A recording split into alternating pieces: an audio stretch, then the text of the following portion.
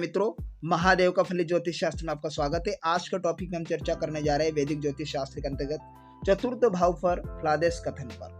तो चतुर्थ भाव पर फ्लादेश बिंदु पर आज हम चर्चा करेंगे। टॉपिक पर चर्चा करने से पहले मैं आपको बता देना चाहता हूँ, यदि आप मेरे चैनल पर नए दर्शक हो तो कृपया चैनल को सब्सक्राइब कर लिए, साथ में घंटी के बटन को दबा दीजिए ताकि मैं जो भी नए अपडेट अपलोड करूँ उसका नोटिफिकेशन सबसे पहले आपके पास पहुंच जाए।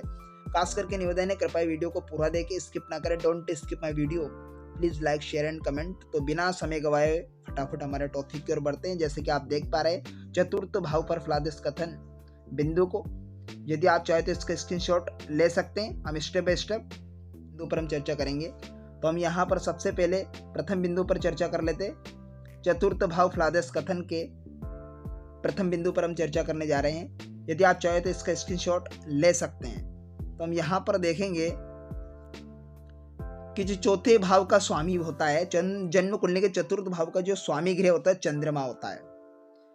अब चंद्रमा से क्या देखा जाता है, माता को विषय में भी जाना जाता है, माता पर विचार किया जाता है। और चंद्रमा से माता के विषय पर भी विचार किया जाता है, क्योंकि चौथा भाव माता का होता है। जो कि कालपुरुष की कुंडली के अनुसार देखा जाए तो जन्म कुंडली में चौथा भाव में जो राशि होती है कर्क राशि, कर्क राशि का अधिपति होते हैं चंद्रमा, और कारक स्वामी भी होते हैं चंद्रमा, चौथे भाव के चंद्रमा होते हैं। अब इससे क्या, माता के विषय में विचार भी किया जाता है चंद्रमा से, और चंद्रमा ही माता व मन का कारक और शिक्षा का कारक भी होता है। ठीक है। और सेकंड बिंदु पर हम चर्चा करेंगे। यहां पर चतुर्थ भाव के स्वामी, अगर चतुर्थेश अर्थात चौथे भाव के स्वामी, चौथे भाव में जो राशि है उसके स्वामी राशिगत हो, नीच राशिगत बैठा हो। चतुर्थ भाव के स्वामी अगर नीच राशि के अंतर्गत बैठा हो, नीच राशि में जाकर बैठ गया हो, या अस्त हो, सूर्य से अस्त हो, या पापक्रांत हो, या पापक्रांत हो, अथवा षष्टम अष्टम या वे भाव में अर्थात खर्च यानी द्वादश भाव में, छठे घर में अर्थात रोग भाव रिपु जिसे बोला जाता है, अष्टम भाव जो कि जन्म कुंडली का 8वां घर, लग्न से अष्टम भाव 8वां घर मृत्यु भाव जिसे बोला जाता है, और व्यय भाव अर्थात खर्च द्वादश भाव जन्म कुंडली के षष्टम भाव, छठे घर या 8वें घर या 12वें घर में स्थित हो। चतुर्थ भाव के स्वामी नीच राशि में हो, या सूर्य से अस्त हो, या पापक्रांत हो, या अथवा छठे घर में, 8वें घर में, 12वें घर में स्थित हो। 6, 8, 12 इन भावों के अंतर्गत बैठा हो, या नीच राशि में सूर्य से अस्त हो चतुर्थ भाव के स्वामी, तो जातक को माता का सुख नहीं मिलता है। जातक को माँ का सुख कम ही प्राप्त होता है, या तो उसे माँ का सुख प्राप्त होता ही नहीं। नेक्स्ट बिंदु पर चर्चा कर लेते हैं कि जन्म कुंडली में चौथे स्थान पर, अगर जन्म कुंडली में चौथे भाव पर पाप ग्रह हो, चौथे भाव में या पाप ग्रह हो, या चतुर्थ भाव के स्वामी चंद्रमा व चतुर्थ भाव पर पाप ग्रह की दृष्टि हो, चौथे घर पर, या तो पापी ग्रह की दृष्टि हो, तो माता का साथ सौमनस्य नहीं रहता है।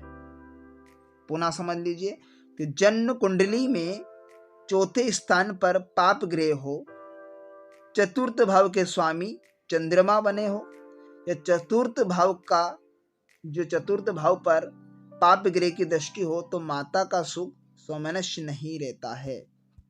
नेक्स्ट बिंदु पर चर्चा कर लेते हैं।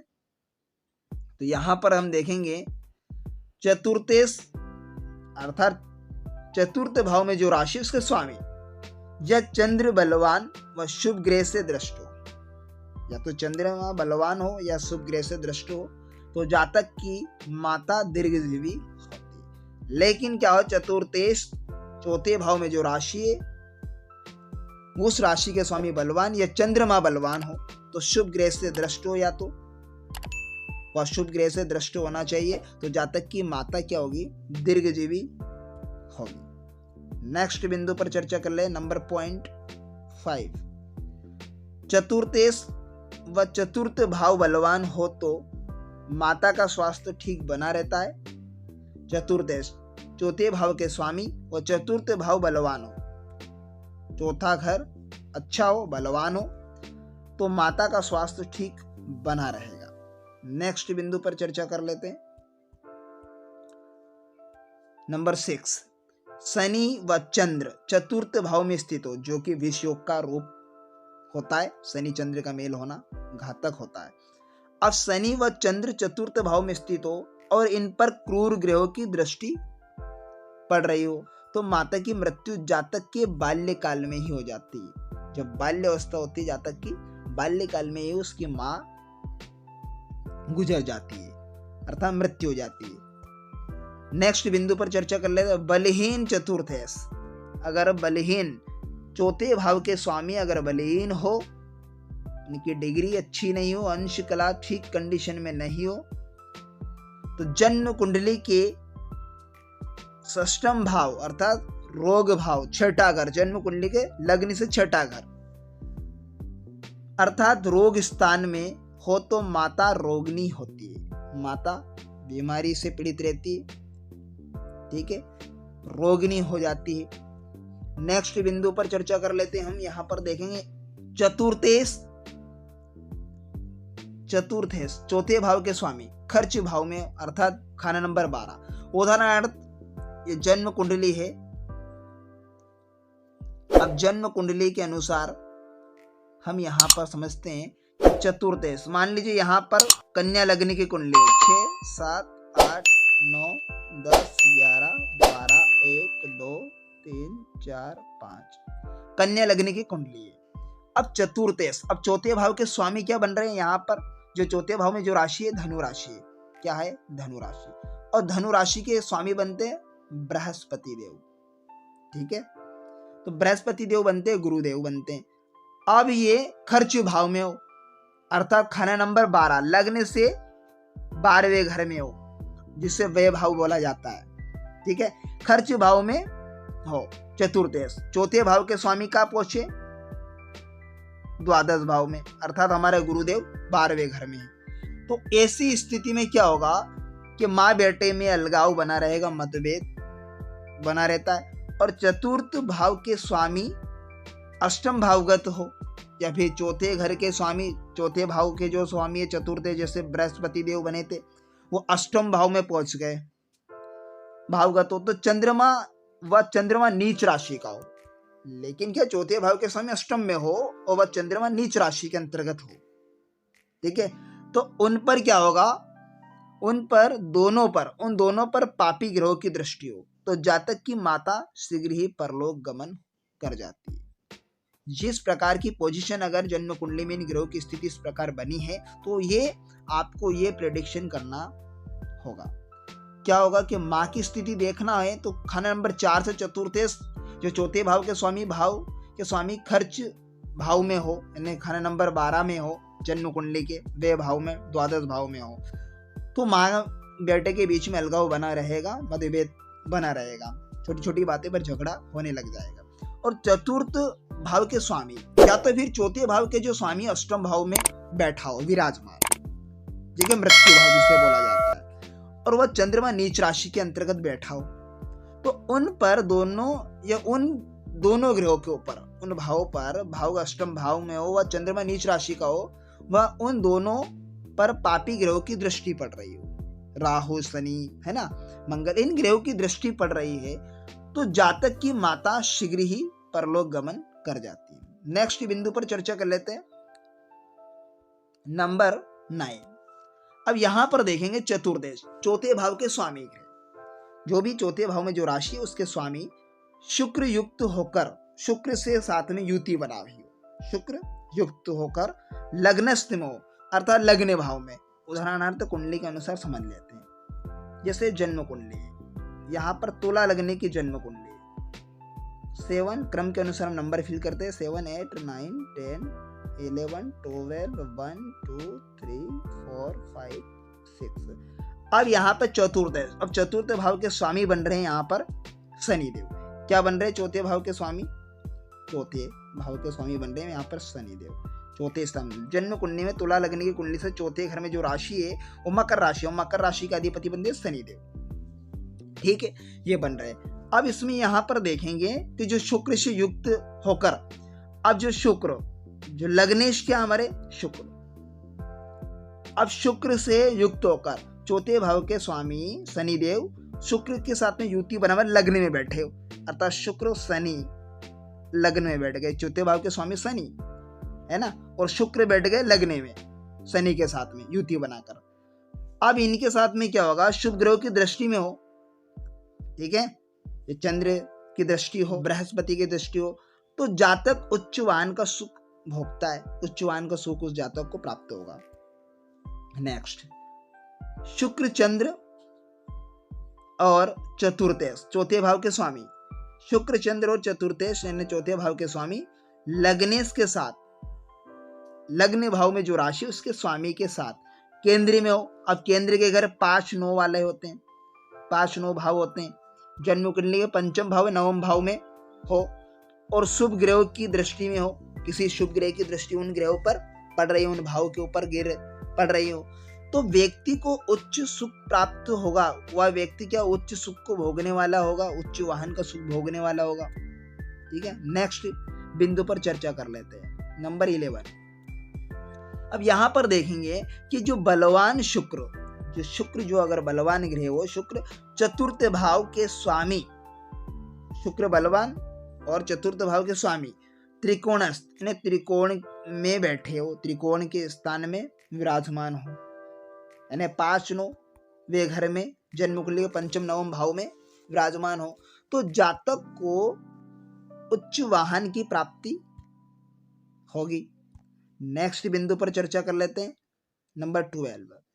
अब यहां पर देखेंगे हम नंबर 12 में कि चतुर्थेश चौथे भाव के स्वामी, चतुर्थ भाव में जो राशि होती है उनके स्वामी चतुर्थ स्थान से शुक्र देव केंद्र में हो, चतुर्थ स्थान से शुक्र देव, चतुर्थ भाव के स्वामी ये चतुर्थ स्थान से शुक्र देव केंद्र के अंतर्गत हो, 1 4 7 10 इन भावों के अंतर्गत बैठे हो, शुक्र देव स्थित हो, या फिर वो केंद्र में या त्रिकोण में पंचम नवम भाव में हो और चतुर्थ भाव के स्वामी शुक्र देव, चौथे भाव के स्वामी व शुक्र देव एक दूसरे को देख रहे हो, तो जातक को क्या होगा, उच्च वाहन का सुख प्राप्त होगा, जातक को उच्च वाहन का सुख मिलेगा। ठीक है, नेक्स्ट नंबर 13 पॉइंट पर चर्चा कर लेते हैं।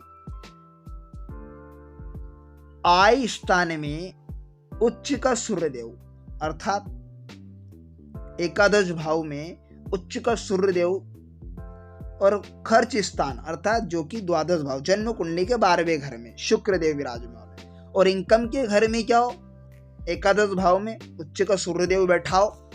अब उच्च का सूर्यदेव मेष राशि में होता है, तो उस भाव में अगर उच्च का होकर बैठा है, उच्च की राशि में बैठा है या उच्च का होकर बैठा है सूर्यदेव एकादश भाव में इनकम के घर में, और द्वादश भाव में खर्च स्थान जिसे बोला जाता है, उस स्थान में शुक्रदेव विराजमान होता है। अगर विराजमान हो और चौथे भाव में मंगल देव की स्थिति बनी हो, मंगल देव बैठे हो, तो व्यक्ति क्या होगा, तो व्यक्ति पर अटूट लक्ष्मी का मालिक होगा, व्यक्ति अटूट लक्ष्मी का मालिक होगा। नेक्स्ट, जन्म कुंडली के चतुर्थ भाव का स्वामी, जन्म कुंडली के चौथे भाव का स्वामी अष्टम स्थान में राहु के साथ युति बनाकर बैठे। कोई सी भी राशि हो चौथे घर में, जो भी राशि कर्क हो, मीन हो, मकर हो, तुला हो, कोई सी भी राशि हो, अगर उस राशि के स्वामी अष्टम भाव में, चौथे भाव में जो भी राशि आएगी जन्म कुंडली में, उस भाव के राशि के स्वामी, उस भाव के राशि के स्वामी या तो अष्टम भाव में राहु के साथ बैठे हो, या फिर चतुर्थ भाव का स्वामी चंद्रदेव, चंद्रदेव अष्टम भाव में राहु के साथ में बैठा हो, इन्हें राहु चंद्रदेव की युति अष्टम भाव में हो, है ना, अर्थात राहु चंद्र की युति अष्टम भाव में हो, तो जातक मिर्गी का रोगी होता है, क्योंकि मनसो जात चंद्र, क्योंकि मन का कारक भी होता है चंद्रमा का। अब यहाँ पर राहु ने इसे, राहु क्या कर रहा है, चंद्रमा को पीड़ित कर दिया, राहु 8th हाउस में सबसे खराब डैमेज स्थिति बना देता है जातक की कुंडली में, तो यहाँ पर क्या हो, जातक मिर्गी रोग का शिकार हो जाता है। नेक्स्ट बिंदु पर चर्चा कर लेते हैं, नंबर 15 चतुर्थ भाव और चतुर्थेश, चौथे भाव और चौथे भाव के स्वामी अर्थात चंद्र व कर्क राशि, चंद्रमा व कर्क राशि, इन सब पर पाप प्रभाव अधिक हो, अगर पाप ग्रह का प्रभाव अधिक हो तो व्यक्ति का चौथा अंग, जो चौथा अंग होता है व्यक्ति का चौथा अंग अर्थात छाती, जो कि पीड़ित होती है ना, वह उसे क्षय रोग हो जाता है, निमोनिया, काशी इत्यादि रोग से उसे पीड़ित होना पड़ सकता है। पुनः समझिए, चतुर्थ भाव या चतुर्थेश, चंद्र व कर्क राशि, इन सब पर पाप प्रभाव अधिक हो, पाप ग्रह का प्रभाव अधिक हो तो व्यक्ति का चौथा अंग अर्थात छाती पीड़ित होती है, वह उसे क्षय, निमोनिया, काशी इत्यादि रोग होते हैं। नेक्स्ट बिंदु पर चर्चा कर लेते हैं, नंबर 16। अब यहाँ पर नंबर 16 पे हम चर्चा करेंगे तो यहाँ पर हम देखेंगे कि चौथे भाव व चौथे भाव के स्वामी, चौथे भाव या चौथे भाव का स्वामी चंद्र व लग्नेश की दृष्टि, चंद्रमा व लग्नेश की दृष्टि, व फिर ये हो सकता है कि युति इत्यादि बनी हो, चंद्रमा और लग्नेश के साथ में युति बनी हो, या चंद्रमा लग्नेश की दृष्टि हो, चंद्रमा और लग्नेश की दृष्टि, युति इत्यादि से संबंधित हो तो व्यक्ति जनता का प्रिय होता है, जनता प्रिय नेता होता है। ठीक है, नेक्स्ट बिंदु पर चर्चा कर लेते हैं। चौथे भाव व चौथे भाव का स्वामी ग्रह बलवान हो, चौथे भाव में जो भी राशि हो, चौथे भाव का स्वामी ग्रह बलवान हो, शनि व लग्नेश का, शनि व लग्नेश, लग्न भाव में जो राशि उसके स्वामी लग्नेश, इनसे युति या दृष्टि संबंध हो तो जातक भूमिपति होता है। क्या होता है? जातक जमींदार होता है, अर्थात भूमिपति, भूमि का मालिक, उस जमीन का मालिक होता है।